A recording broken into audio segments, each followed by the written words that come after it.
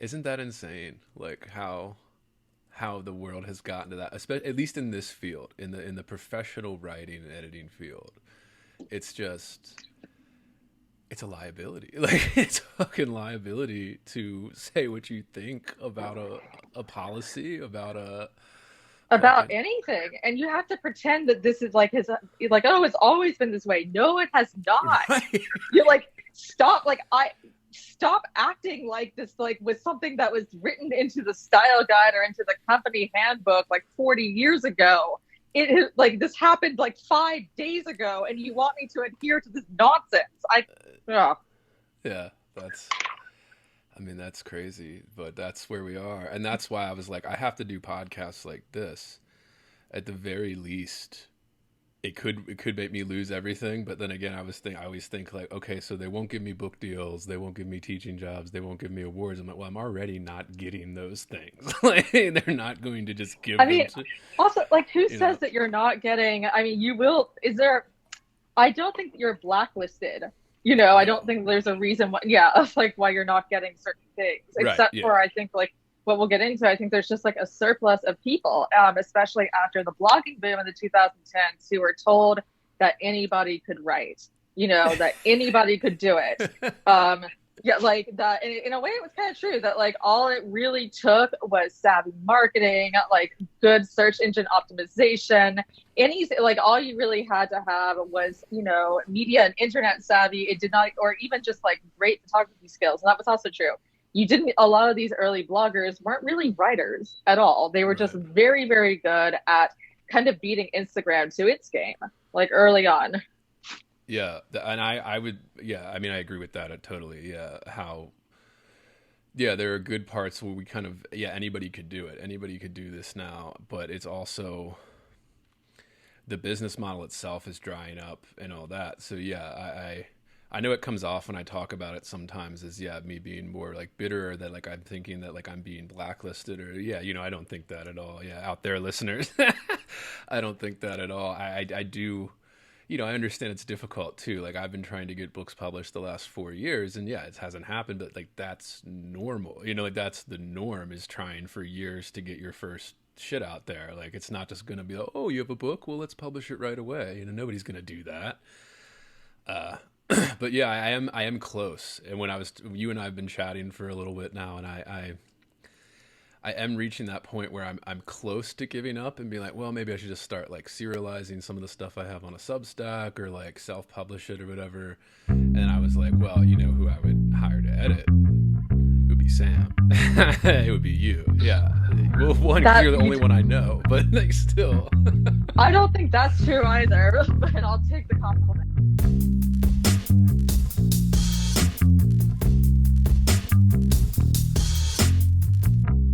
Heavy. Bored. Heavy. I am heavy, heavy, heavy. Bored.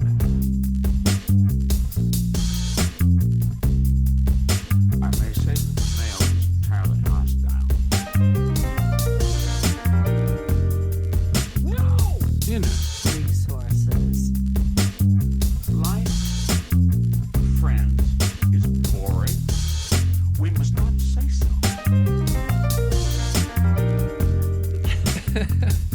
I would have to It use is. your services. Yeah.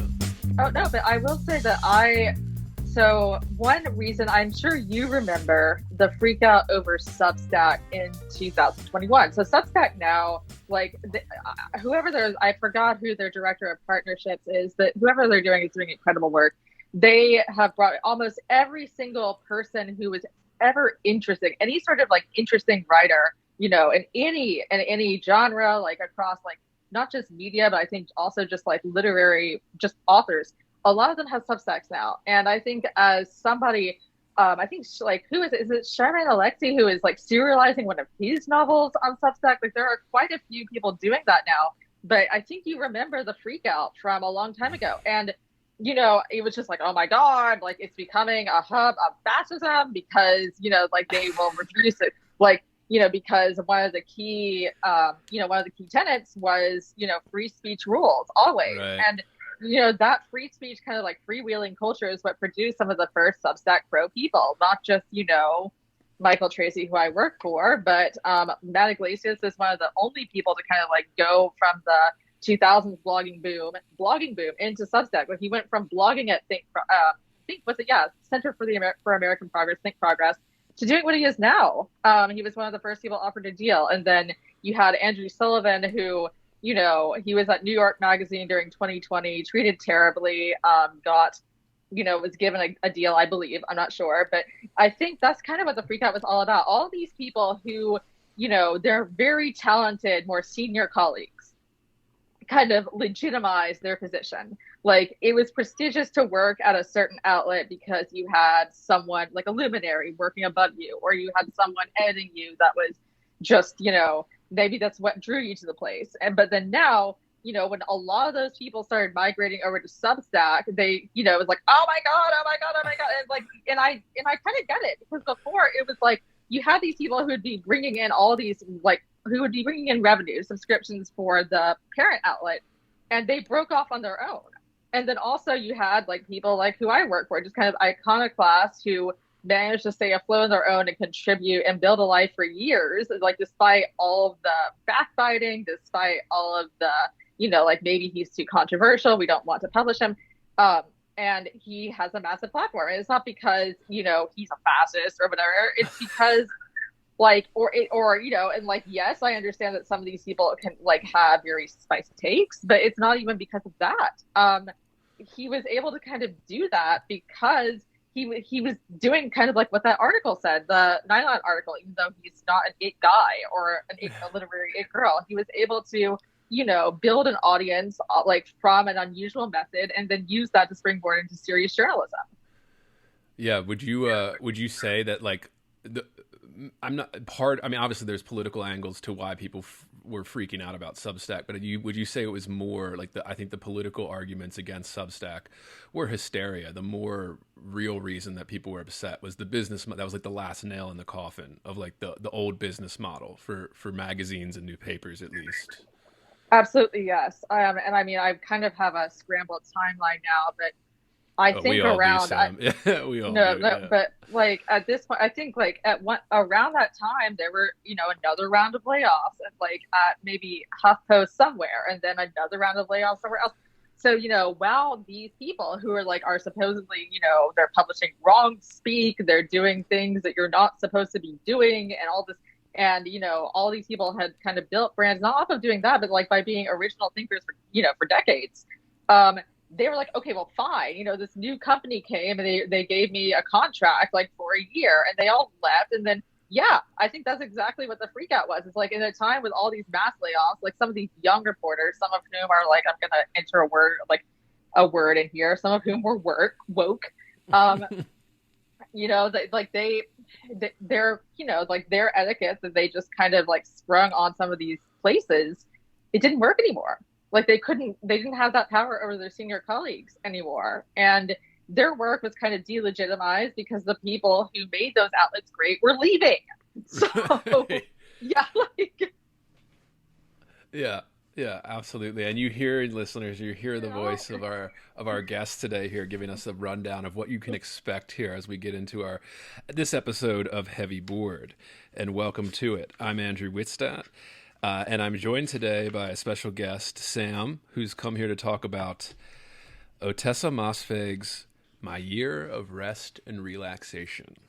And I think we have the same version of this because this book's so popular, right? So whatever I do on the rundown here is I always just like, you know, what version we read, the publisher stuff for the book nerds. Yeah, I got the same one, the kind of mass market paperback, published by Penguin Books in 2018 originally, right? But this version was published in 2019.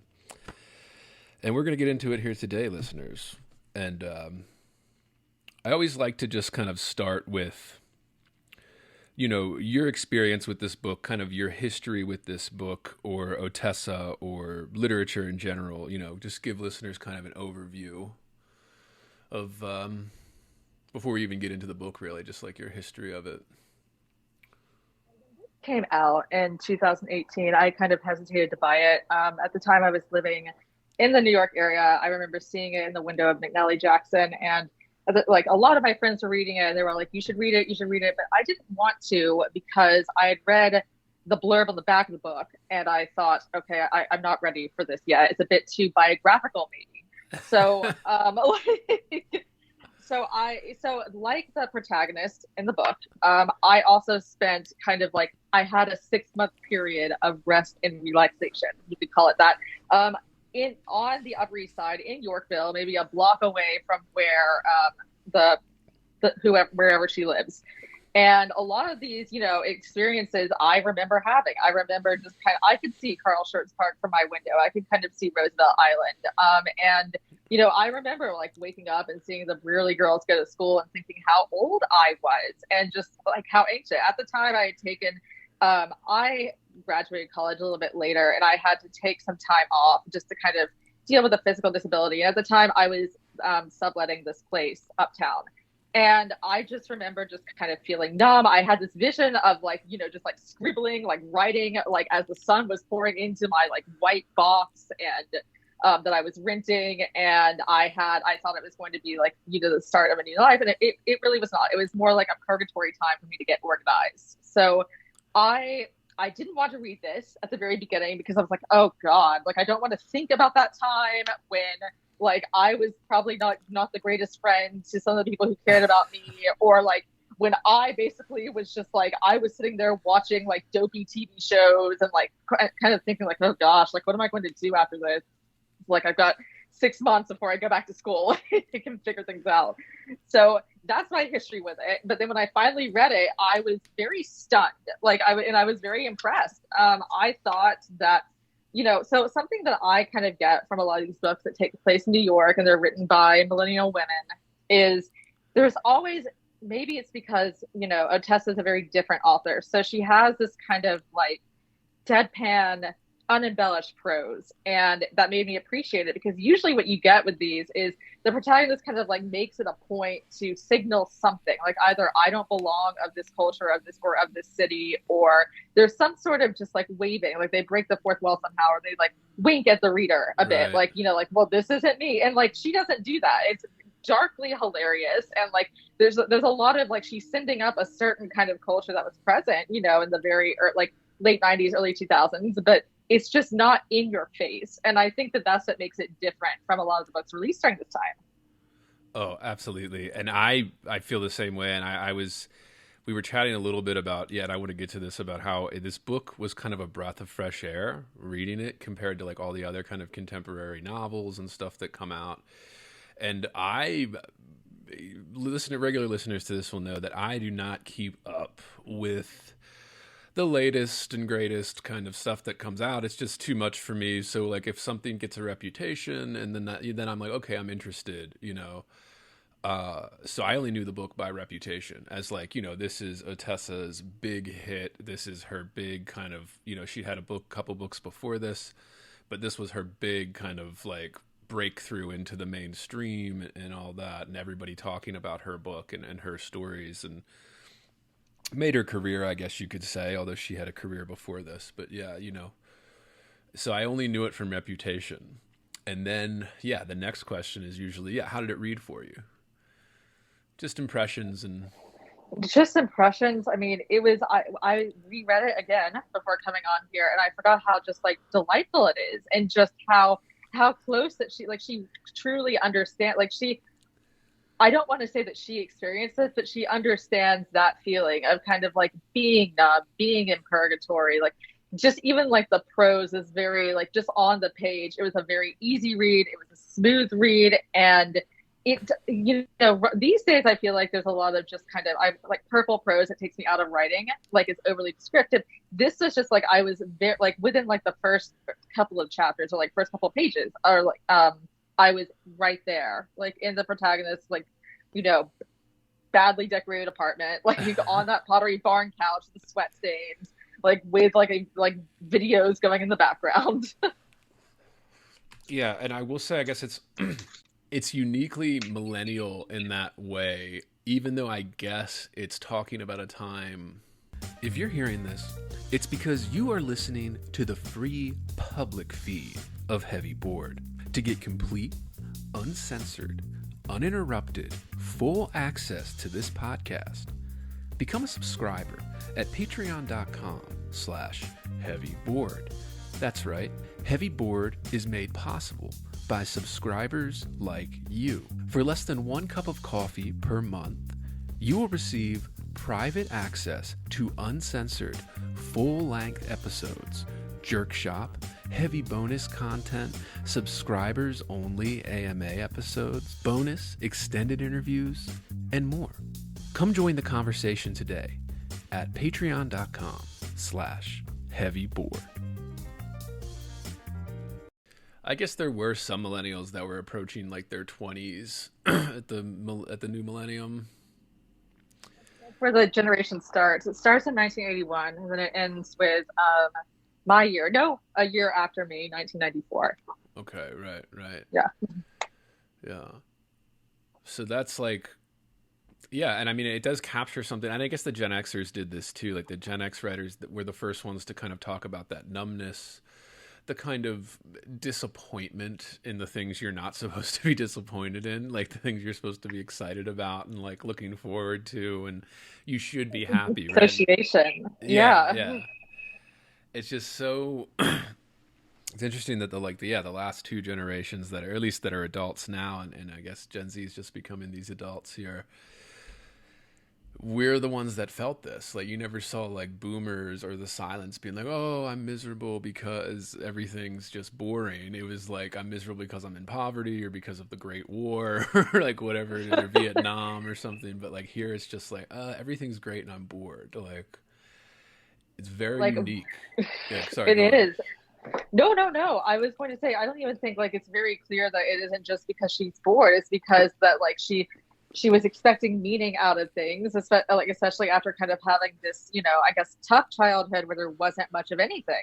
Like she had all the status markers, and she had just kind of like her best friend Reva says, like she has all this stuff that's supposed to make her happy, but she's not, because I mean, at the time, I think like it kind of, symbolizes the beginning of a zeitgeist in a decade. That was kind of the complaint about the 2000s, right? That, it was like raunch culture and everything was superficial and plasticky, and like the entire zeitgeist was kind of like a bright pink, like a hot pink, like the cover, not a millennial right. pink. Like it was a very, it was a different time. Like when people kind of like reminisce on the 2000s now, like my siblings who wear Y2K stuff, or they talk about, like, of course they don't remember because they were born in the 2000s.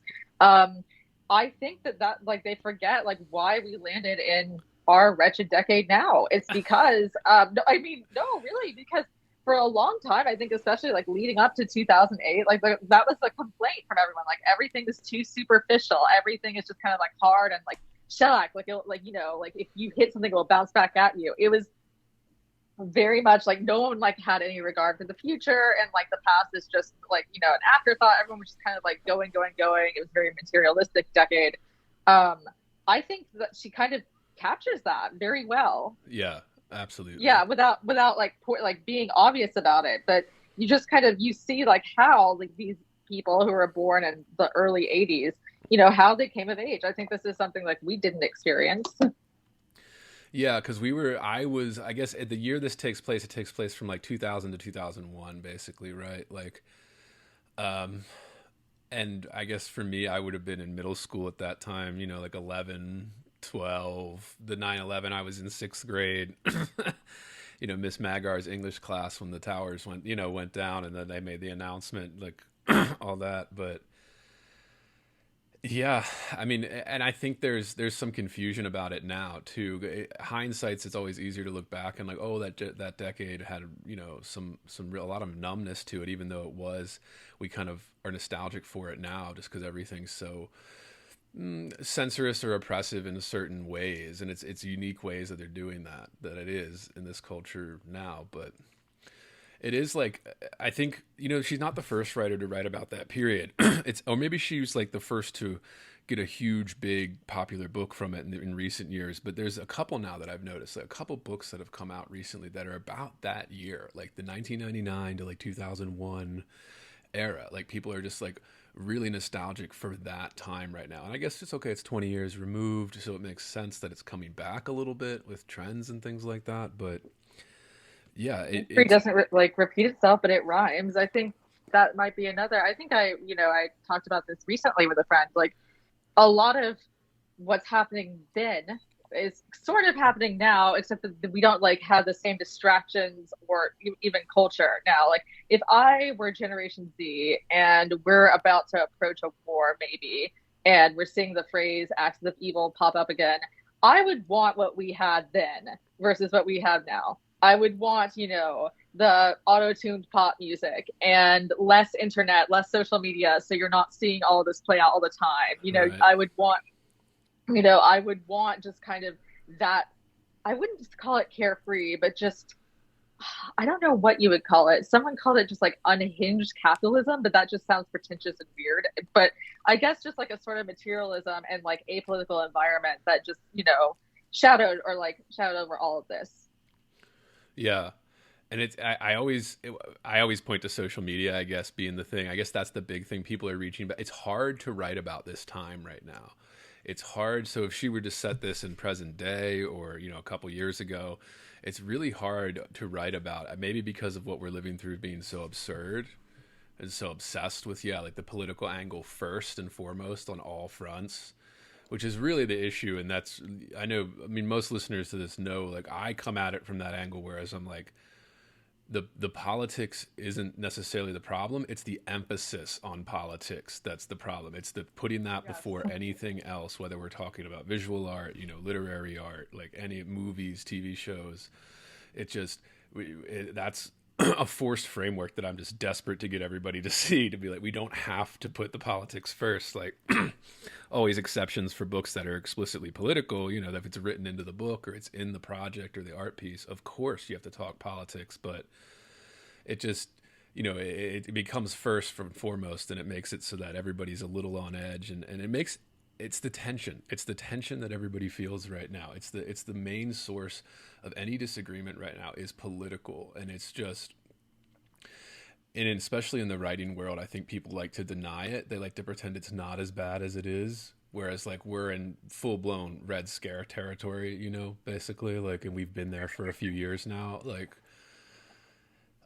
but I guess the good news is we do see it kind of shifting away a little bit. And I think writers like Ottessa are part of the reason that's happening, because she's just consistently refused to engage with that kind of stuff and just be like, no, I don't have to engage with politics first. I'm going to do the writing first, the story first. And then, people can say what they say. And just having a big writer, a big, great American writer saying that over and over again and not budging, even though she's, she's like hardline on it or anything. She's never been like, I refuse, but just casually doing it, just the way she does it. Like we need that. We need good American writers to just not do it, just not participate in the politics first and just do their thing. And the more that happens, the more we're going to see, I like to think that we're going to start moving away from this bullshit and get to, more people like Ottessa writing more books like this that are great and fun and cool and a little bit edgy, a little bit provocative. Like this used to be the norm. And I said to you when we were chatting, and I said in the beginning of this episode, listeners, like it was refreshing to read this book. It felt like I was reading a book from like 20, 30 years ago almost. Like that was my first impressions, like first couple chapters. I'm like, whoa, this thing feels like it's from another era. And I get she's setting it in the 20 years ago, but it's like, this is how books always used to be. They always used to be a little bit funny, a little bit edgy, a little bit provocative, maybe a little racy in some scenes, some hot sex scenes or whatever people like get uneasy about or whatever. And it just used to be the norm, and everybody just knew that novels were supposed to be this. They were supposed to be refreshing, provocative, interesting, titillating in these weird, almost even taboo ways. And it was okay because it's just a book it's just words on a page. It's just a fucking book. And like this is how we get so that we just do this. And I think the fact that she's just did it unapologetically is just great. And she deserves all her praise, listeners, Sorry, I've been talking for a while, yeah. Well, I was just agreeing with what you said. It's very raw, and I think one other thing that maybe people are not used to, I noticed this, is it's kind of detached. People might disagree with that interpretation, but I think what we've had maybe for almost 10 years, 8 years, and it was brought about maybe by Lena Dunham and Girls, I'm not sure, But I really like that. Yeah, I like that. What? The idea that it might have Lena Dunham and girls changed the detachment. Sorry, keep going, but I'll follow up. No, for sure. So, but yeah, I think what happened is they saw that, and then all of a sudden, just oversharing about everything became the norm, especially even in literature, like even in just fiction. All of a sudden, like it wasn't just online confessionals or like fun kind of gross out BuzzFeed articles. It wasn't just that anymore. Lena Dunham, I guess, found a way to intellectualize that, but I think a lot of people didn't realize that that's just who she is, the person. Like that's just what her work has always been like, because that's who she is.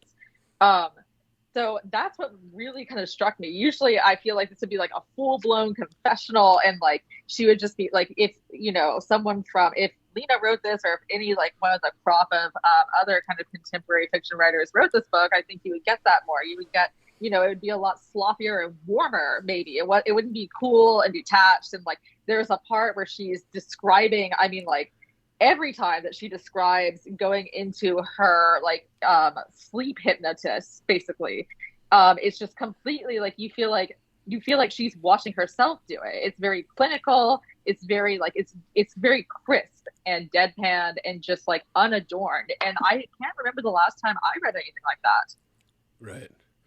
Right. And just like the detachment, like you were mentioning, like we've already said it's very millennial. Yeah, it is. And then I think the comparison to girls is accurate. It's important, I think. And I everybody says this, especially in some of the circles, that we hang out in and stuff. Some of the circles that like how we got to know each other, everybody's obsessed with girls, and for good reason. It was a very pivotal show, and I remember watching it when it was airing and loving it. And Dunham captured that millennial ethos, like to the men and women. Like people think, oh, it's just girls because, it was the five main characters were all like this group of friends, but like the boyfriends, like they captured the, like Adam Driver, captured the kind of quirky New York, like millennial boy. It kind of just, it captured what everybody was doing, this oversharing. And like you said, it's confessional in the kind of the tradition of confessional poetry and literature that we've had for, like almost 100 years now, listeners.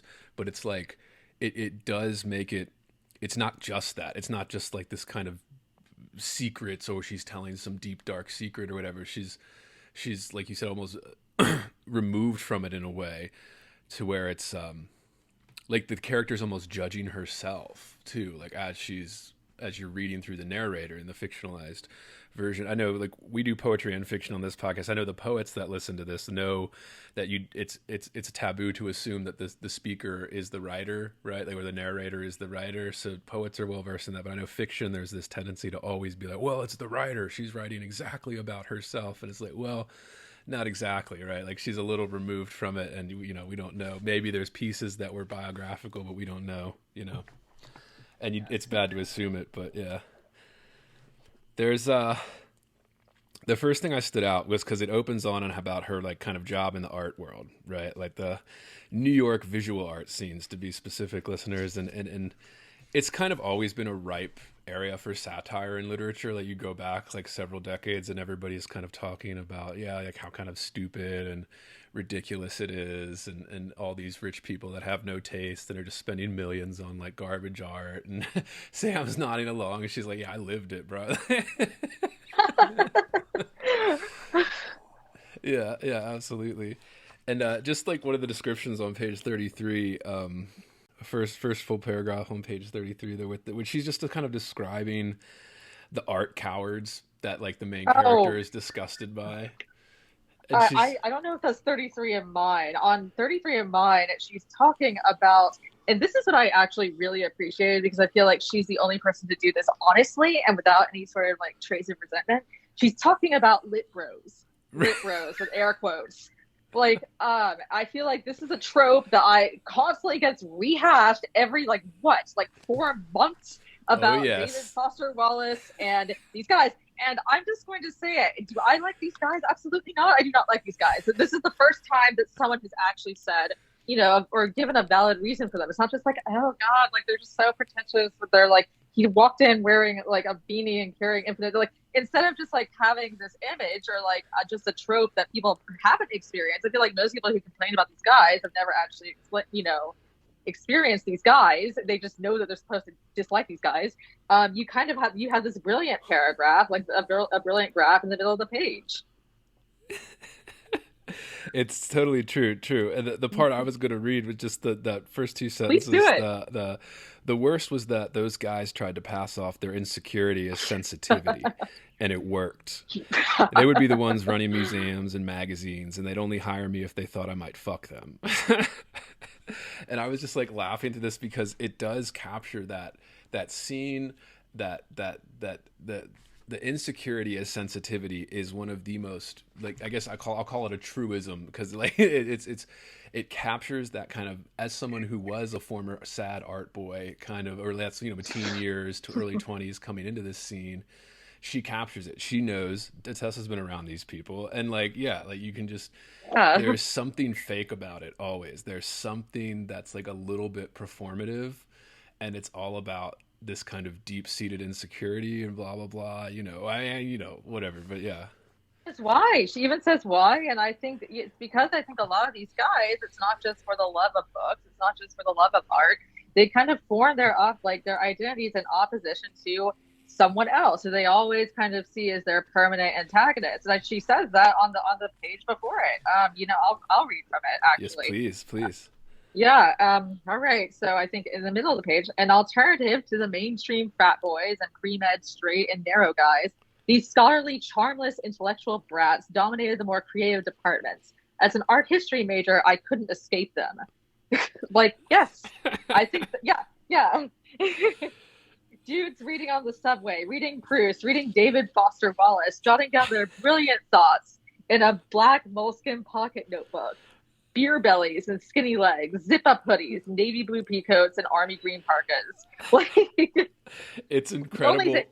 It's the first time when I've seen the trope, and it's like, you know that it isn't born out of resentment or even, you know, and it's every time I hear someone complain about these guys, it's like, I don't think you've actually experienced this. I don't think you've been on a date with one of these guys. I don't even think you've been in a workshop with one of these guys. I think you just know that you're supposed to dislike them. She gets it. Like, she knows why I think the original trope came around. Yeah. You know, and that hits. It does hit because it hits that truism, that little bit of that kernel of truth that we always seeking in fiction and things like that. Yeah, like, and it kind of even describes, you know, I bring up Lindy Man stuck culture or whatever. It does describe this kind of stuck, like, because this same person still exists. They're still reading the same books on the subway, right? Like, they're still trying to pass off their insecurity as sensitivity. You know, like, they're still trying. They're, like she says, that one, afraid of their own dicks, afraid of themselves, and it does capture a certain millennial male psyche, I think, where there is these levels of insecurity that nobody talks about because, you know, there's a bunch of reasons for that, I guess, but it is kind of, there's a uniquely male insecurity wrapped up in that. I think that she's just putting her finger on in this nice long description that you heard Sam read and I read parts of it. It's a couple paragraphs here. It's just a great section there in that chapter. Just the fact that the navy blue peacoats in that article that came out, we're recording this on October 26th, listeners, and that article that came out, I guess, was it a couple weeks ago now, maybe a week ago, with the David Foster Wallace. It was just another one of the, basically, David Foster Wallace sucks and the men who like him suck, and it almost seems like they lifted it out of this chapter, the navy blue peacoat specifically, because it was referenced in that latest DFW piece, and everyone was just like, who even wears navy blue peacoats anymore? We're at the point where, I mean, I will say that, I mean, there's a word for this, and I'm not, but it seems like all of these tropes are now just like being strung together and revived by people who know nothing else. Like, I have seen, you know, people kind of act this out, like, you know, would-be lit bros who haven't read David Foster Wallace. Like, things are a little bit different now in English programs and MFA programs. Like, I don't know what they'd be wearing. I don't know, like some like hype East brand hoodie maybe. I don't know. I have no idea.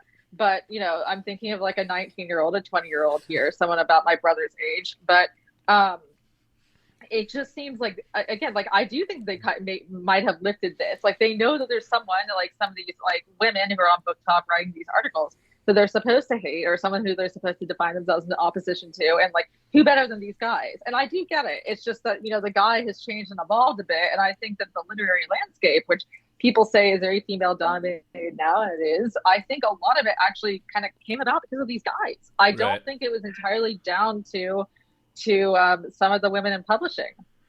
Yeah, I think you're absolutely correct. And I think there is, like, people tend to forget that too, because we are so many years removed from maybe like the turn of the century there, but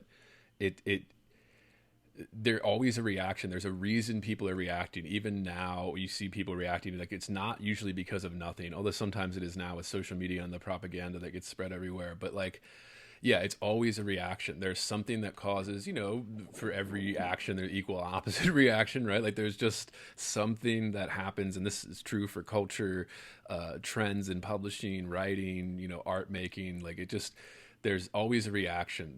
I'm going on a podcast tomorrow. Somebody asked me on to talk about, it's nerdy poetry stuff, but like, and we're going to, he prepped me on basically what we're going to go into is, these kind of evolution of trends throughout. And how the novel affected poetry basically in the 20th century and all that, and how people write it. It's just a reaction, like people rejecting the generation before them, like rejecting, like the boomers rejecting the modernists and stuff, and the, that era, and the silent generation. And yeah, it's just normal part of it. And there is that kind of reaction to that was the dominant presence at the time in the early 2000s, was that David Foster Wallace loving, mostly male, even though it was starting to become more female and more parody at that time in the industry, it was still dominated by that type of guy. And then obviously there was a huge reaction that lasted a decade or two to that.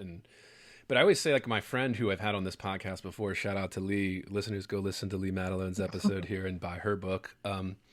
She loves DFW, and she always talks about this because she's a huge fan, and she's a woman that's a huge fan of him. And she always kind of rolls her eyes at those articles that come out every 4 or 5 months. I'll send her a text whenever they come out, and we'll chat about it a little bit. And she's, she's just saying, like, people, when she lived in New York and was working in publishing, she always told on that episode, listeners, go listen to it. She was saying that, like, everyone around her at the publishing house and stuff were like, oh my God, avoid guys like that that just bring up DFW on a date, and that's all they want to talk about.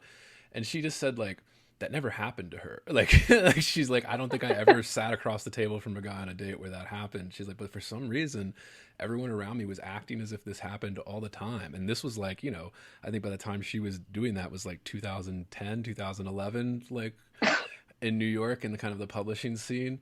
And she was just like, I don't know, like, is it an older trope that still exists, or I guess is what I'm getting at, or if it's even fucking real, is it just like a fake thing at this point? Or like you said, with the kind of it's kind of a revival here where people are starting to get this kind of dude bro, they call it, or bro lit, or whatever phrase you want to use. There's starting to be a little bit more of a revival of that, because it's been 20 years of reaction against that, and now it's like, okay, of course it's going to go in cycles. But yeah, really good point, Sam. Yeah, sorry, I didn't mean to like start chatting, but yeah, this is why Sam came on. Yeah. No, I agree with everything you said. I think that's a good point. But I also was going to say that I don't know who David Foster Wallace was, forming a reaction to, because sometimes when I read people and they talk about the publishing industry, I'm just like, what was I reading? I think it was like a Lid Hub piece, or maybe a Book Riot piece, and it was from a long time ago. But it was they were talking about, like, as if it were still maybe like the late mid-century, like when they were talking about it being an old boys club, and I was like, okay, so I can think of James Wiley, or is that his name? It's not Robert, it's Andrew Wiley. Sorry, yes. So we've got one geriatric on deck. Like who are the other who is left from this culture of like St. Paul's to the Ivy League to the publishing house? I want to know who these people are that are apparently among us, because I cannot think of one person who wasn't gone, forced out, retired. I don't know what they're talking about, but I do think that those people who did exist, that might be who these quote unquote like these lit bros are reacting to. They wanted to have a different, and then also, I mean, I do think that sure, David Foster Wallace had some problematic elements, but a lot of these writers, and I think this is what's also new and like why things are sterile, a lot of writers aren't upstanding citizens. Like we're kind of any artist is not. Like it isn't until recently that you had this, and I think it was Tina Fey or maybe it was Amy Poehler who said it. A lot of like guys in their I guess in their era who went into comedy, they were like Norm Macdonald, or like they were like quote unquote like fail sons. They kind of like drifted around. They were edgy, they were angry, they had a large chip on their shoulder, and comedy was sort of their outlet. And then meanwhile, the women who went into comedy, they were always great citizens, like kind of, Tina Fey called herself like a drug-free, achievement-oriented virgin, adult virgin. Like they were great daughters. They made dean's list every semester. They were kind of like, they were very goody-goody and almost uptight, and like comedy was their way to let loose. And I think that's the thing. Like, I see this trend remarked on a lot. Like Megan McArdle, who works for the Washington Post, said that, and you kind of see it a bit here in Ottessa's book. Like the protagonist gets into Columbia by writing like this, unreadable essay about like, it's just like a bad prompt about, I think, like technology and art. I forgot the name. I have to go back into the book, but it was like very unreadable. It sounded almost like some of the semiotic work that came out during that time. And that was the path that Megan McArdle said she took. She was like, I wasn't a straight A kid. I wasn't like, I had a high SAT score, but I was an underachiever. And, I was too busy writing opinion columns for my local newspaper and, slacking off to do homework. And I got into Penn anyway, and like, right. It wasn't, and like her parents weren't particularly rich. They weren't donor class people. But I think, she clearly is a brilliant person, and she managed to kind of like make her career just through writing. And I think like you see that in the protagonist too. It was like, I like walked my way into Columbia. That doesn't happen anymore. Yeah. And I think like that also, I mean, people say, and I think in a way that is good. Like I think meritocracy is good, but I think that's also what kind of brought us this new class of writers and artists who are maybe more like what Tina and Amy say they were, like very just like, great, like upright, uptight people, right, who like let loose through comedy and, really found their voices through comedy, or like through another dimension, or like through art. They were a different kind of person. Absolutely.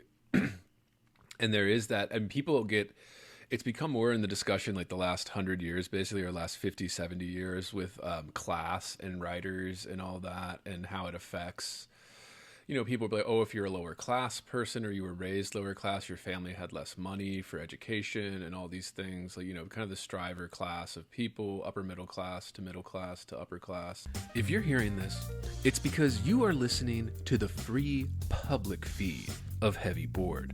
To get complete, uncensored, uninterrupted, full access to this podcast, become a subscriber at patreon.com/heavyboard. That's right, Heavy Board is made possible by subscribers like you. For less than 1 cup of coffee per month, you will receive private access to uncensored, full-length episodes, Jerk Shop, heavy bonus content, subscribers-only AMA episodes, bonus extended interviews, and more. Come join the conversation today at patreon.com/heavyboard.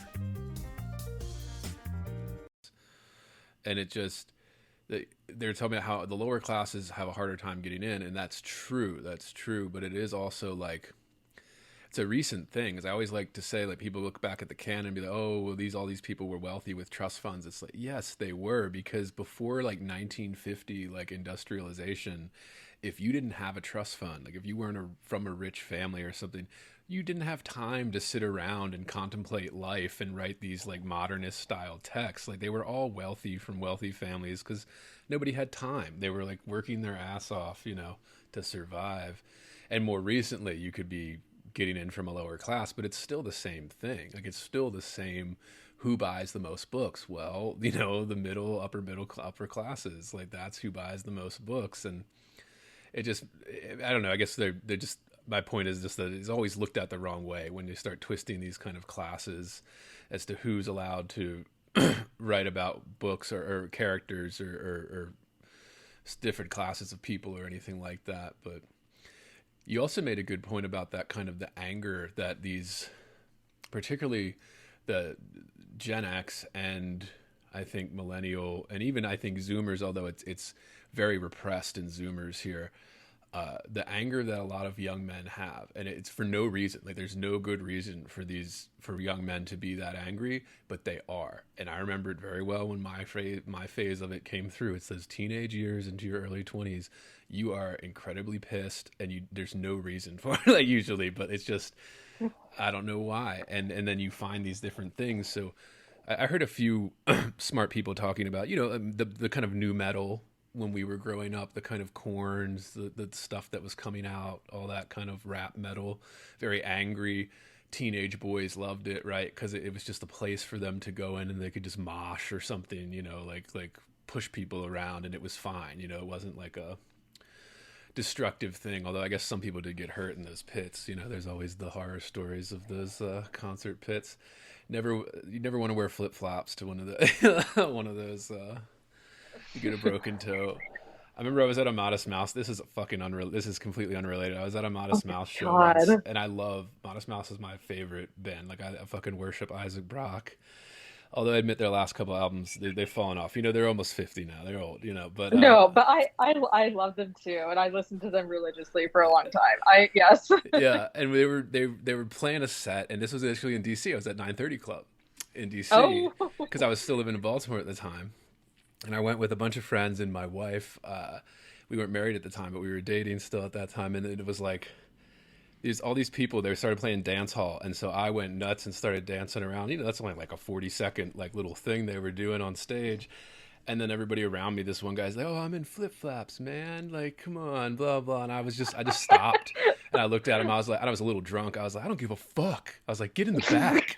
Get in the back if you have flip-flops on, you motherfucker." Like, and I guess I'm a little intimidating when I'm like talk to people when I was like drunk. No, for sure. Yeah. But and he just kind of shut up after that. I was like, "Yeah, don't fucking talk to me, bitch. Like your fucking flip-flops. Oh, my toes." How old were you? When was this? Probably like 24, probably. Okay, almost like 10 years ago, yeah. Just a dumb, angry kid. Yeah, that just like, "Don't you fucking tell me anything. Get out of my face." But yeah, it's just like a Modest Mouse concert, like of all things. I think I just have other, I guess, albums of theirs in my head. Like you mentioned them, it's been such a long time. I do love them, and I thought randomly of like, Wild Packs of Family Dogs or like something like that. To mosh. I was like, what? What are they moshing to? Like, of course it would be what you were talking about. Yeah. I was. And some of their earlier stuff, like before that, before the Moon in Antarctica, when they had that really kind of Seattle grungy punk influence to where they were just kind of lo-fi 4-track recorders in a shed in that trailer park. Yeah, they have some more like kind of punky shit to mosh to. Speaking of like what we were talking about with, I guess, like stereotypes being reified, I saw somebody the other day, like kind of one of the same kind of people who like to talk about Lit Rose talking about Modest Mouse, and I laughed. I had to admit, it was like you can really tell when Modest Mouse stopped doing heroin. Like that's why the last couple albums were so bad. I was like, oh god, like yeah. And I'm a millennial, so I didn't even when the first couple albums dropped in like 97 or whatever, like I wasn't listening to them then. I was like 8 years old. Like I wasn't listening to indie experimental rock, but and I came to it later. So like people shit on them for the Good News for People Who Love Bad News, the Float On, and then the We Were Dead. But like those are the first 2 albums I came to, and I fucking love them. Like I think they're great. Like, and even that, it has a little bit of that apathy to it. It has a little bit of that kind of Gen X millennial kind of numbness to like a lot of those lyrics, a lot of those songs, a lot of the kind of even this is the weird experimental stuff. And they weren't the only band doing that, but they did become like kind of the most mainstream that did that. But yeah, I'm glad Modest Mouse got brought up. I like, I say listeners guest, when you're a guest on here, just bring up everything that I love. Yeah, Modest Mouse, Vonnegut. Like, I'm glad to hear that you're a fan. It's just funny, like what they, I guess for me, because I was younger than you were, like when they came out or like when I started listening to them, it was usually in conjunctions with bands of their polar opposites. Like OAR would be on the playlist next to Modest Mouse, like you hear like some like absolute, I think like so much, it'd be like some very reflective song that maybe was like off of one of their other albums, not Good News from Blah, Blah, but like So Much Beauty and Dirt. It'd be that next to like, like what's that song? Like that was a crazy game of poker where it's like a 7-minute cut of like, and I said, Johnny, what you doing? Like it'd be next to that. It was like, right next to Modest Mouse, which was experimental rock kind of grunge. You'd have this preppy band that came out the same, like what that kind of emerged or like became popular at the same time that they went mainstream. So they were grouped under that for some strange reason. And I know Modest, just because of the Seattle, they got grouped in with like Elliott Smith and stuff when they were coming out, like this kind of, for some reason, like it just all this scene was being, I guess maybe that's why people are nostalgic for it. We're talking about the kind of turn of the millennium. Modest Mouse was dropping albums. Elliott Smith was dropping his albums, like these kind of huge icons in the music scene that are still huge. And just, maybe that's it. Just subconsciously, I associate that time with like the Elliott Smith and the Modest Mouse and then all the pop that was coming out that was very rock focused before we switched to the electronic music. I think like even Madonna's hits, Britney's hits, all these pop stars, they all had the kind of a like old school rock pop kind of aspect to them before it started to transition, and maybe that's part of the nostalgia too.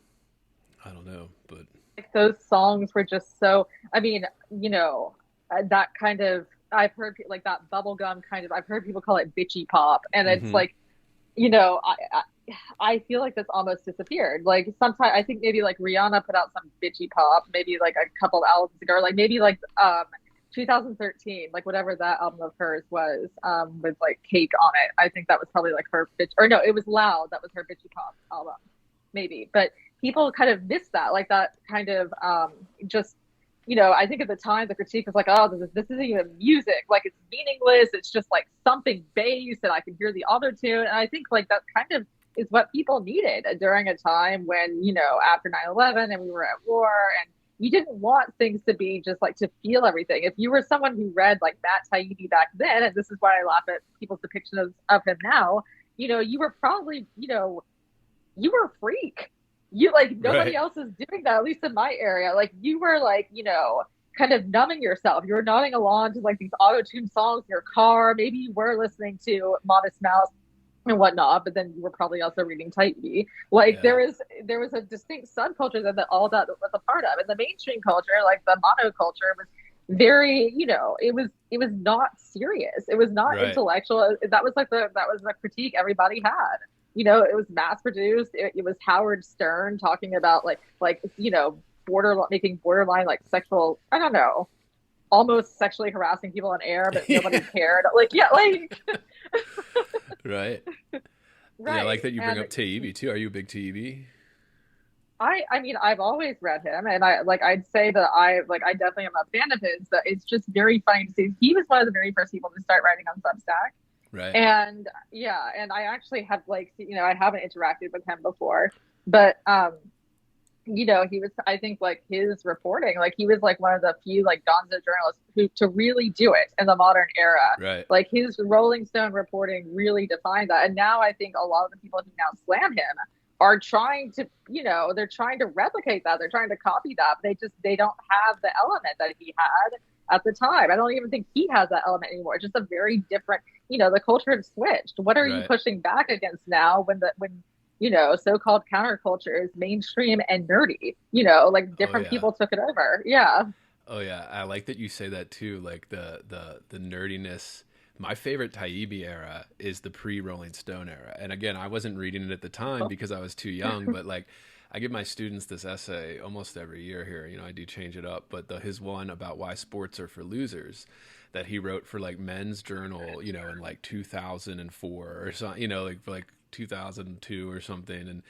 And he was writing for all those men's magazines, and he's writing about like how hot Anna Kournikova is and like all that. Like it was just great stuff. And I always give my students that one, to why sports are for losers, because it usually gets quite a reaction, from the men, especially in the room, the kind of who, it's always interesting. You see a student, especially a male student, that would not very interested, they're going through the class, but they're not like, passionate or anything. And then you give them that Taibbi essay, kind of, it's usually around the third essay, I'll give it to them, and the reactions that you'll see them light up a little bit, usually because they want to argue against it. They want to say, well, I like, baseball, or I like basketball, I was like, yeah, tell me more, like they get kind of animated about it. I'm like, yeah, only Taibbi could.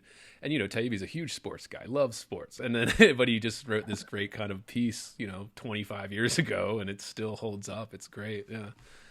Hard to find though. I have to like keep a PDF of it because like the old website or something, like the archives, you have to go through like. To me, I don't have it. Like I used to have like one of the first issues of N+1, here in like my little like apartment. I don't have that anymore. Yeah, please send me that PDF. I'd love to have that just in the archives. Yeah, I know you and I chatted about N+1 before too. You've mentioned N+1 and. Just kind of when you and I were chatting and we're just kind of, lamenting the state of literary magazines and things like that. And yeah, like how important those kind of magazines like N+1 were. And at that era too, like at that era where the first internet magazines were starting to pop up. And with that, the literary magazines and fuck, yeah. Shit, we're going so far off of it too, but there's a way to circle it back. In fact, I was just thinking about it. Please. When my year of rest and relaxation talks about, Dupont, the art gallery, of course, like you were saying, like it's like ripe for satire. It's such a it's like, oh my God, like I know these people, I've lived it. But at the same time, you can kind of see that, there was a bit, if it didn't work out there, like if she didn't go into like her, year of sleeping, either there was something of value produced, or like there was always a new gallery or a new venture being started. Like at that point, the city, it wasn't like, even after like Bloomberg became mayor and like I was too young, I didn't live this, but I think what's like kind of missing now is when, people are like, oh, like in like New York used to have a scene. It's like, well, okay. And like, it used to always have violent crime. I was like, okay, so this is a little bit different. There's crime now, but then it's also expensive. And then also the scene is gone and dispersed. So it's, right. You can't really just like write it off and be like, oh, this is just, one drawback to living here and being part of a creative community because everything's dispersed. I think like the 2000s is when that kind of started. Not just like, people being dispersed, but then also it was a time of opportunity. Like things were popping up everywhere on the internet. There was N+1. If this gallery and the book shut down, there'd be a new one next week. Right. Or a lot of, and like she goes to that party on the Lower East Side, and she kind of talks about who she saw. And like even though the people there sound superficial, you kind of know that they aren't like that wacko. I mean, the guy that she ends up giving her keys to and like letting him do things. It turns out that he was an artist, even though he just wanted to shock people and get a superficial reaction. Like he was at least putting in the effort, I guess. Right. Absolutely. The way that they like kind of the fakeness of it and the how you can use that to your advantage too. Like that's something I've actually picked up on in the internet era too here with this podcast and just, trying to market it and send shit out and just not that you're trying to shock people, but just the kind of like you have to make that effort to market yourself. However, you do have to be a little bit conscious of how that's going to play out when you're marketing yourself, in these, how that's going to play into your reputation. And I'm already noticing things now where people are like, oh, well, you like that a lot. And I was like, I don't, but I guess because I talked about it like, 3 or 4 episodes in a row. So people are like, oh, well, you're obsessed with this. And I'm like, well, I'm not, but whatever. But yeah, I do want to hit beauty, especially the theme of beauty, because I think it's very important in this novel, especially like this type of kind of like careless or effortless beauty, right? Like this kind of, and then like kind of gearing that towards how it's like an asset and a burden, maybe. Or yeah, what do you think? You're quite like, you're spot on. And in a way, like what she's talking about here, like right now we have this kind of resurgence of quiet luxury, or, and I think what's really funny is that I hate the term generational wealth. I think it's vulgar. I think it reminds me a lot of socioeconomic class, where people take it out of context because they feel, they feel uncomfortable or they feel insecure talking, like using, I guess, like a more like using vernacular, or just saying like he's middle class, she's working class. They have to talk about, so like, place it in like, oh no, but because of her income and then also her social, like they have to pull a term from sociology. But I think that, it's both an asset and a burden. And here it kind of shows that, like, Reva is constantly trying to keep up, and, she's doing it as much as she can. I think that, like, that's something I related to that heavily. But I think people are always trying to chase down, especially in the literary world, just like this, when you saw it in that Lit It Girls article, like Right. this effortless idea. And I think after like a whole era of oversharing and, confessional pieces and books, it's starting to kind of come back into fashion. Like this is what people were reacting to before, I think, with Lena Dunham style stuff. That's why I was like, oh, like you took something different from my point. Like they didn't like the idea of these, it girls being aloof and kind of withdrawn. Even like you don't see Ottessa or Emma Klein or any of these superstars, like great writers, wade into culture war nonsense ever. Like you don't see them. Right. You don't see like right now, like they are partnering. Like I think Ottessa partnered with a couple of fashion labels that were very, sleek and understated. They're trying, like their brand building looks very different. And I think it's not even about, quote unquote generational wealth. I think it's the idea of putting forth an effortless facade where people might assume that about you, like to succeed now, to become one of those. And I do think it's like both a burden and both an asset. And it sounds like for this protagonist, it was like, I don't know if she's as pretty as she thinks she is, like maybe she is, but it also sounded like, it sounded like this is someone who was just like very withdrawn, and because she was gorgeous, like she assumed that was why. I don't know. Yeah. Right. There is that, yeah, and I always talk about this. I always use the professional sports example, but it is, it's true for, I think, beauty and like being put together at the same time, where people don't like to see the effort part of it. They like to see it's sexy when it looks like you didn't try. But like so as like professional sports people are like, oh, it looks easy, but like that's incredibly hard. And these people have been working for decades to be able to do that with their bodies, like, Yeah. and but it looks effortless when you're watching it, and you're like, oh yeah, it's kind of like a show too. Like when you're watching a play or whatever, you don't see the part that took months, putting the sets together, the actors doing these scenes over and over again, the work that it takes, the effort. We just see the work after all that effort, the beauty after all that effort. And then we're like, oh, you don't even have to try to be beautiful. How dare you? And then we hate them for it. Like, oh, they don't deserve it or something. But I think it's also very our generation, right? Like this kind of, like, even now, the discourse, right? It's always about who's hot, right? Like the social media changed things to where people can say, everybody gets to tell you what they think right away in real time.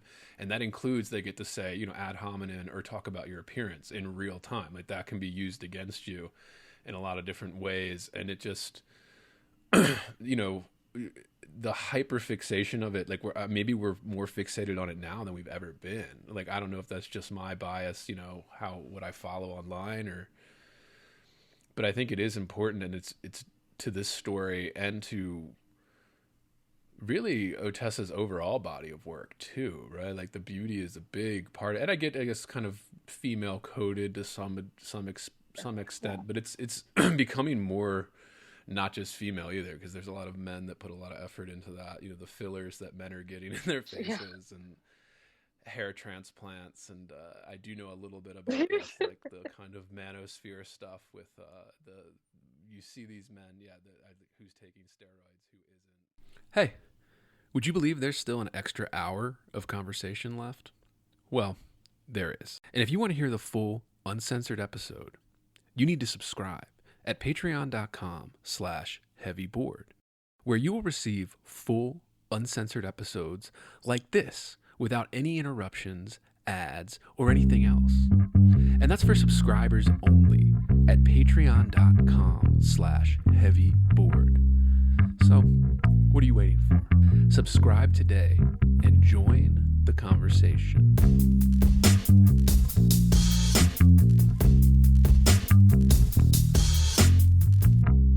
Heavy. Bored. Heavy. I am heavy bored. I may say that the male is entirely hostile.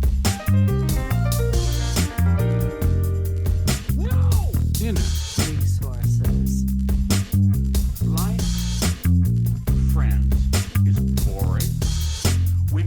say so.